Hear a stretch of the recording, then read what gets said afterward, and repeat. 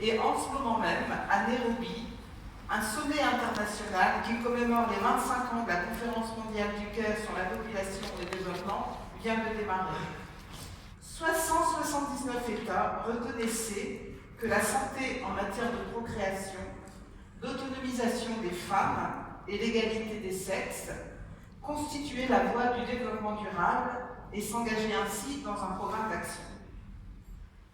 Dans le même temps, au cours de cette année, plusieurs États des États-Unis d'Amérique ont restreint l'accès à l'avortement. En Europe, en Pologne, un projet de loi a même été présenté au Parlement pour pénaliser les médecins prescrivant un moyen de contraception à des jeunes de moins de 18 ans. Cette actualité contrastée est à l'image des droits sexuels et reproductifs, toujours questionnés, jamais banalisés ni acquis. Ils sont à la fois du domaine de l'intime et du sociétal, à la frontière du privé et du politique. Ils ne laissent jamais indifférents. Ils suscitent des crispations, même au sein de nos sociétés démocratiques, qui prônent des valeurs de liberté et d'égalité, mais sont menacés par les doutes, les peurs et les intolérances sur ces sujets. Au centre de ce débat, toujours, le contrôle de la sexualité des femmes, leur droit à disposer de leur corps, de maîtriser leur fécondité, de décider d'être mère ou de ne pas l'être. Comme le rappelait Françoise Héritier, si la fécondité est le lieu central de la domination masculine, il s'ensuit que la prise par les femmes du contrôle de leur propre fécondité revient pour elles à sortir du lien de domination.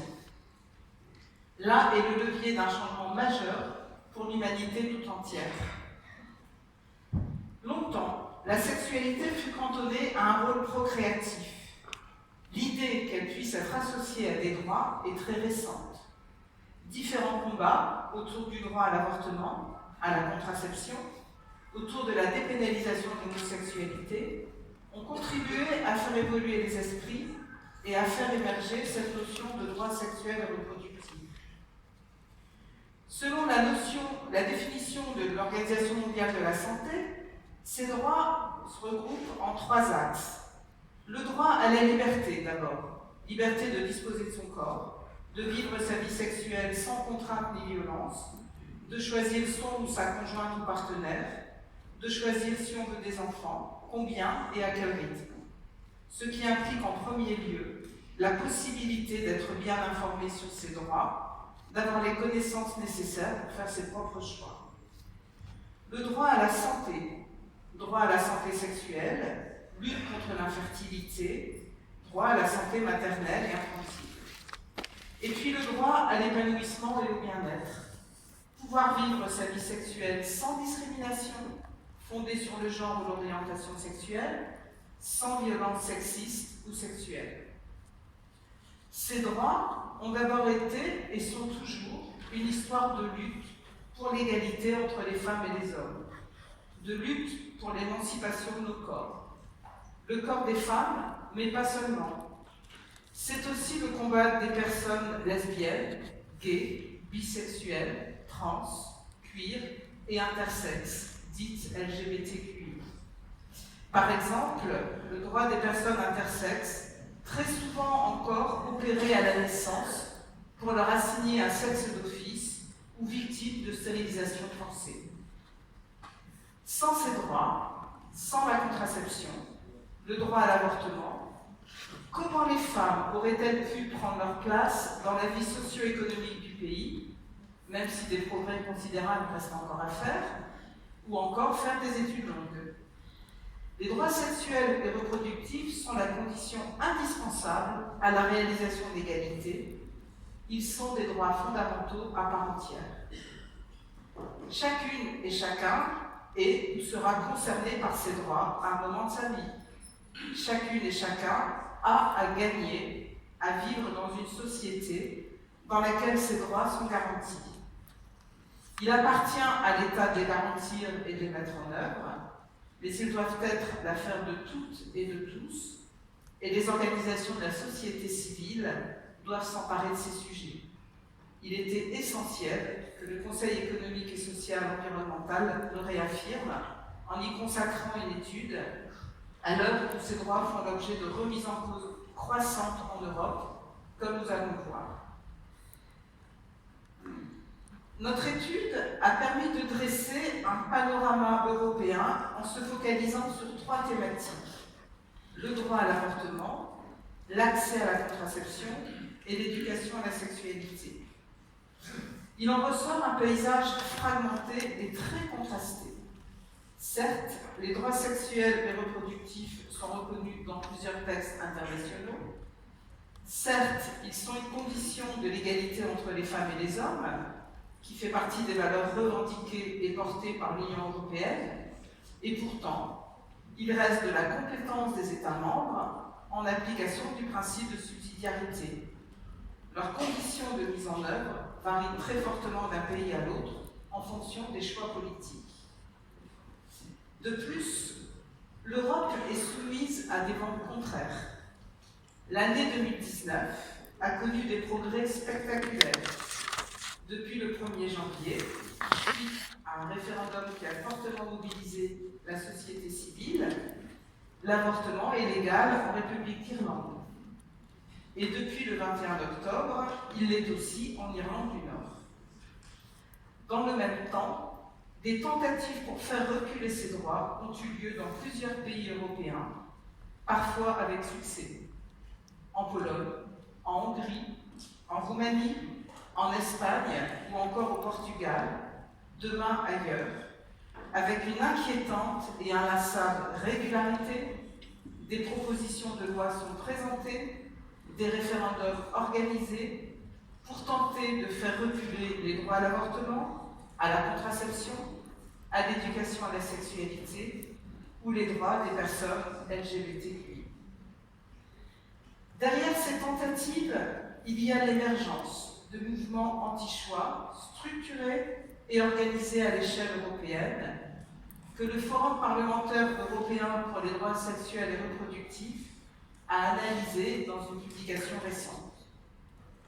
Cette publication reprend le titre glaçant de leur manifeste « Restaurer l'ordre naturel ».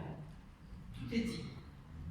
Je laisse ici quelques instants la parole à 2 de nos auditionnés, Neil Data, qui est le principal auteur de cette étude, et David Paternotte, sociologue, chercheur à l'Université de Bruxelles.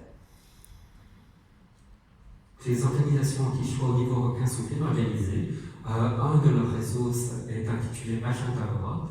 Nous savons qu'ils se réunissent chaque année depuis au moins 2013. C'est un réseau qui regroupe entre 150 personnes et organisations d'une trentaine de pays et qui développe un agenda commun pour, comme ils le disent, restaurer l'ordre naturel. C'est un agenda très ambitieux qui vise à réduire les droits humains en matière de procréation et de sexualité.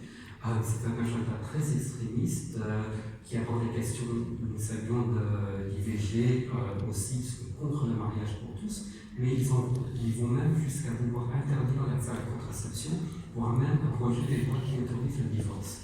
Donc ça, c'est une partie de leur agenda commun. Ils se réunissent chaque année, ils lancent des initiatives à l'échelle européenne, mais aussi à l'échelle nationale, dans une petite quinzaine de pays, et ils sont financés par différents acteurs. Nous savons qu'il y a de l'argent de la droite chrétienne américaine qui vient ici en Europe, et ce qui a permis à certains acteurs d'ouvrir des bureaux à Bruxelles, Strasbourg, Genève et Vienne. Il y a aussi de l'argent russe, il y a des oligarques d'extrême droite russes, et il y a aussi des milliardaires européens et américains qui financent tout un agenda qui va aussi bien contre les droits humains, mais avec un agenda hyper capitaliste qui va même contre, qui est en faveur de nier le changement climatique. Aujourd'hui, on a un certain nombre de mouvements qui accèdent au pouvoir, soit au niveau régional, comme on l'a vu dans certaines régions en France, voire au niveau national. C'est par exemple le cas en Hongrie, en Pologne, plus récemment en Italie. Et alors là, ce sont des mouvements qui ont accès au pouvoir d'État pour imposer des choses, par exemple, en termes d'éducation sexuelle dans les écoles. Voilà, telle est la principale menace qui pèse aujourd'hui sur ces droits. L'objectif de ces mouvements est de faire reculer les lois qui protègent ces droits et de décrédibiliser les personnes qui les défendent. Pour cela, ils utilisent des stratégies d'influence et de communication qui sont bien rodées, notamment sur Internet. Jusqu'il n'y a pas très longtemps, si vous tapiez IVG par exemple dans un moteur de recherche, des sites anti-avortement apparaissaient en premier résultat. Voilà pourquoi ces droits ne sont pas acquis. Voilà pourquoi la mobilisation de la société civile en faveur de ces droits est plus que jamais indispensable. Voilà pourquoi les États doivent les garantir et les protéger. Nous allons maintenant approfondir 3 focus de notre étude. Tout d'abord, l'éducation à la sexualité, puis l'avortement, et enfin la contraception. Et puis nous aborderons aussi la question des droits des personnes LGBT. Pourquoi, me direz-vous, commencer par l'éducation à la sexualité? Parce qu'elle est fondamentale. Il n'y a pas de droit effectif sans information. L'éducation à la sexualité est indispensable pour que chacune et chacun soit en mesure d'exercer pleinement ses droits, mais aussi pour lutter contre les stéréotypes de genre. C'est un sujet sensible, source de nombreuses crispations et polémiques, comme celle qu'a suscité en France l'expérimentation à l'école sur les ABCD d'égalité. L'éducation à la sexualité est aujourd'hui attaquée dans plusieurs pays européens. Rien qu'un exemple, le mois dernier en Pologne, le gouvernement nouvellement élu a déposé un nouveau projet de loi assimilant l'éducation à la sexualité à la promotion de la pédocriminalité. Je vous propose d'entendre le témoignage d'Alice Ackerman, qui représente le groupe jeune au planning familial et qui est directement concernée par le sujet.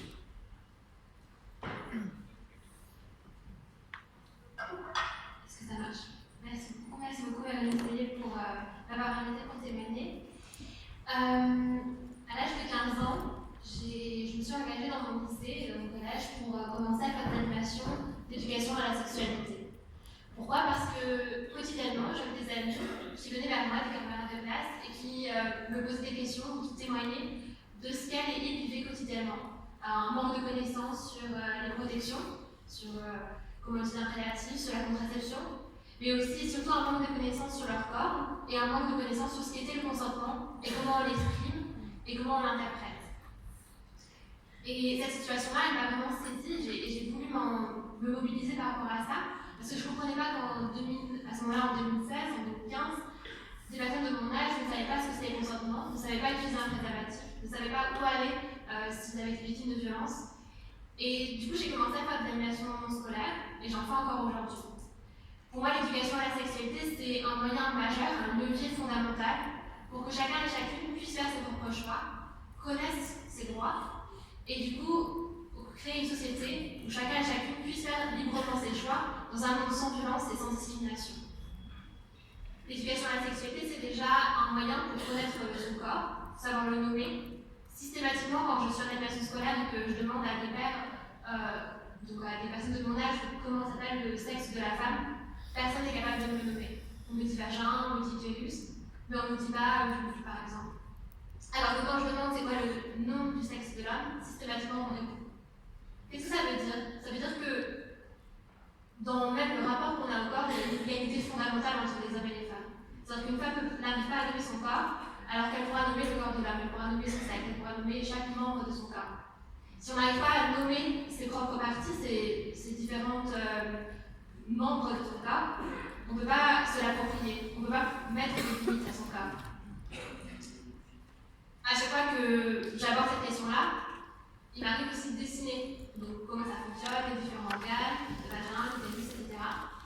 Et souvent, j'ai des jeunes filles qui regardent et qui me disent « Mais attendez, madame, moi, ça ne ressemble pas à ça. » Et en fait, en discutant, elles se rendent compte qu'elles ont été excisées, par exemple. Et que le fait d'avoir pu en aborder ça dans une séance d'éducation à la sexualité, ça leur permet de mettre des mots sur ce qui leur est arrivé. Ça veut dire qu'elles ne s'étaient pas rendues compte qu'elles avaient vécu de la violence, mais ça veut dire qu'elles ne pouvaient pas mettre de mots dessus. Donc mettre un mot, c'est faire exister et permettre à la personne après de se saisir de cette situation. Discuter du corps, c'est discuter aussi la virginité. C'est quoi la virginité? C'est quoi l'hymen? Est-ce que toutes les femmes ont un hymen? Pourquoi la virginité c'est si important chez les hommes, chez les femmes et si peu important chez les hommes? Et du coup, travailler sur les représentations qu'on a. Les représentations qu'on a sur les règles. À chaque fois que je parle des règles, il y a tout le temps une fille dans une classe qui va me dire que les règles, c'est en fait une poche de sang sale qui se remplit dans son ventre et qui se vide tous les mois. Vous imaginez la représentation qu'elles ont de leur corps, donc elles ont du sang sale dans leur corps qui se vide, donc elles se nettoient. Donc l'éducation à la sexualité, ça permet de travailler sur ces représentations-là, de mettre des mots, et du coup de permettre à chacun et chacune de s'approprier son corps. S'approprier son corps, c'est aussi savoir mettre ses limites et savoir les exprimer. Et c'est là où l'apprentissage du consentement il est fondamental. On parle beaucoup des violences en ce moment, des féminicides. Aujourd'hui, on est au 131e féminicide en France. Il y a eu le Grenelle des violences qui a été installé dans différents départements. Mais en fait, la réponse aux violences, comment on met fin aux violences, on y met fin en apprenant ce que c'est le consentement. On arrive à voir les jeunes et leur dire ok, non, c'est non, mais qu'est-ce que ça veut dire non? Et qu'est-ce que ça veut dire oui? Et pourquoi quand tu vois dans un film un garçon qui dit à une fille qu'elle est latino, qui dit si je vais quand même t'embrasser, pourquoi ce garçon il embrasse quand même? Qu'est-ce que ça veut dire la culture du viol dans laquelle on baigne en fait quotidiennement? Et travailler en fait sur cette question-là du consentement, parce qu'elle n'est pas si simple et il faut l'aborder dans sa profondeur et dans sa complexité. Travailler sur le consentement, c'est aussi travailler sur ce que la culture du viol, mais aussi la pornographie. On sait que la première vidéo pornographique elle est visionnée entre 12 et 14 ans, alors que le premier rapport en moyenne en France c'est 17 ans.